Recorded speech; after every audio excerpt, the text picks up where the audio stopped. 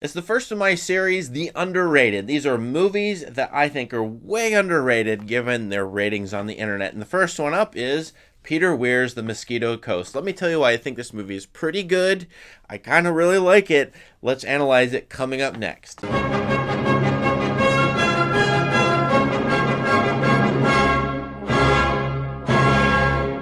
Mosquito Coast is a 1986 movie starring Harrison Ford, and it is only pulling a 6.6 out of 10 on IMDb.com as of today. This is November 2021.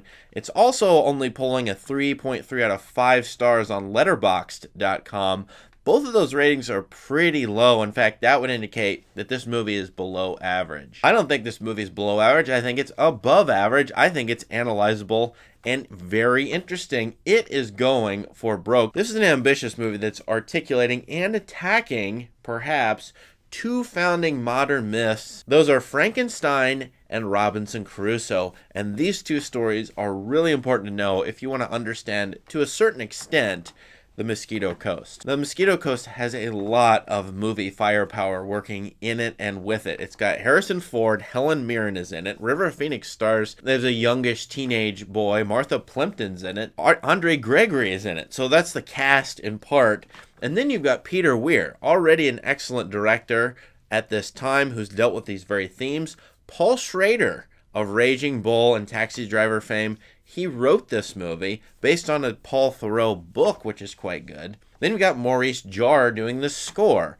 All of that together should mean there, at least the components, some of the components of this movie work, and they do work real well, in my opinion. Now, this is a completely new and interesting turn for Harrison Ford, who tends to do the silent types, or, as you know, the sort of blockbuster types. He's done Indiana Jones and Star Wars already. He's done Witness with Peter Weir as well. Here he's sort of over the top in a sense, and he's playing, as Roger Ebert says, almost an unbearable jerk. Look around you. How did America get this way?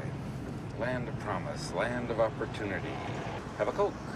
Watch TV. Have a nice day. Go on welfare. Get free money. Turn to crime. Crime pays in this country. I find his jerkness very interesting. He is a curmudgeonly or cranky American from New England. That makes him a Yankee. He's complaining about everything to do with the United States of America circa the mid-1980s. Those include Cold War, nuclear war threats, corporate advertising that's brainwashing. He only likes American-made goods. He doesn't like crime in the cities. He thinks cities are ugly. He doesn't like people on welfare. He thinks people should be can-do, sort of a classic, rugged, individualistic American type. Buy junk, sell junk, eat junk. $3.99. Don't want it. That's what you asked for. Who are you working for? The Japanese? You listen to his critique of American society, which happens definitely throughout the first hour of the movie and pretty heavily in the first 30 minutes. And he sounds a lot like a lot of people on the internet today from all sides of the aisle. This guy, you can't really label him in terms of any ideology. He has a lot of different complaints from both right and left and center. He even says there's going to be a civil war coming to America, which this is 2021, and that's what people are talking about today, at least on the internet. All winter, Father had been saying, there's going to be a war in America. It's coming, he said. He was restless and talkative. He said the signs were everywhere. In the high prices, the bad tempers, the gut worry, and the stupidity and greed of people. Now, he's a can-do American. He's an inventor who's made a machine.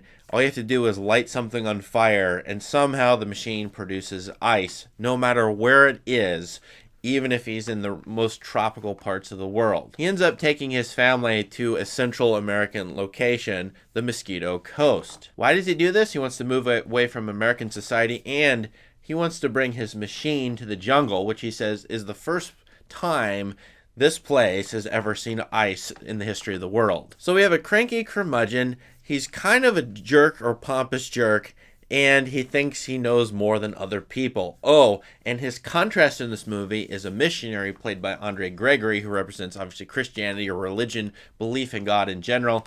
And this character, played by Harrison Ford, has a lot of complaints about God. So a contrast between a believer and maybe an unbeliever, or at least an agnostic here. If any of you have seen Paul Schrader stuff, you know what he's up to with this religious or a religious, let's say, ideologue. This man who's very disturbed by society, a powerful masculine figure driving things forward, pushing his family into places unknown. You know what's going to happen. Then there's a lot of echoes with sort of Taxi Driver, certainly Raging Bull, Mishima by Paul Schrader, and other sort of films he's already done by this point in the 1980s. And then if you know Peter Weir, you know he's interested in the differences between civilization, or modern civilization, in the third world. He'd already dealt with that in The Last Wave, The Year of Living Dangerously, and he's interested in this topic once again in this movie. The Robinson Crusoe aspect comes up because the family is essentially Swiss Family Robinson. A bunch of white Yankee types go down to a Central American place, try to reform it, build something there, change the society. They think for the better by using machinery and technology, when maybe they should leave the place alone. As you know, in Disney's Swiss Family Robinson, a predecessor movie, there was a book long before that, of course. They remake the island and make it better. It's fun, it's inventive, it's curious.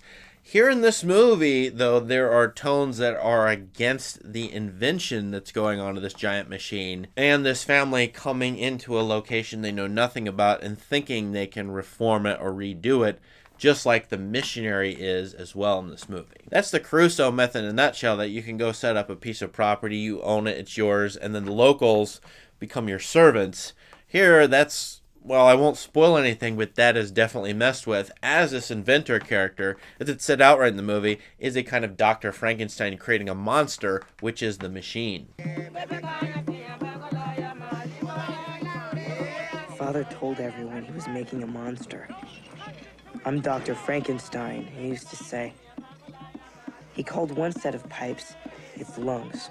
So now you've got great themes: technology versus ecology. You've got Robinson Crusoe set up. Obviously, that's colonialism. You've got all kinds of political themes of this main character complaining about America, and we see what he does as a Yankee abroad. And then, of course, there's a father-son dynamic, because the voiceover narrator is a teenager who sort of loves his father, admires him, but struggles with him quite a bit, because his father is a visionary, but not all that personable. In fact, you can definitely watch this movie as Gen X versus Boomer, because the two men, the missionary and the Harrison Ford character, they have children, the Martha Plimpton, River Phoenix characters, who are definitely the Gen X types, and they have a different outlook on life, and look at where the plot goes in this movie. You should follow those two strands, one generation versus another. The movie is definitely commenting not on Peter Weir's work, but Werner Herzog's Fitzcarraldo, Aguirre, Wrath of God. These are sort of colonial revisionist narratives that have been popular or been done in the last 15 years prior to Mosquito Coast. And the movie is asking giant questions about the value of technology,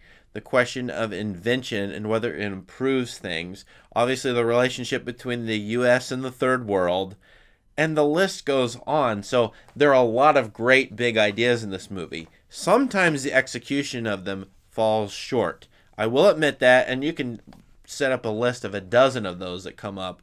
This movie is not as well done as I think its ambition of its script and maybe the vision of its director, which is really interesting because that squares up with what's going on with the main character in this movie. And I find this movie entirely fresh, especially because of what the Harrison Ford character does and says.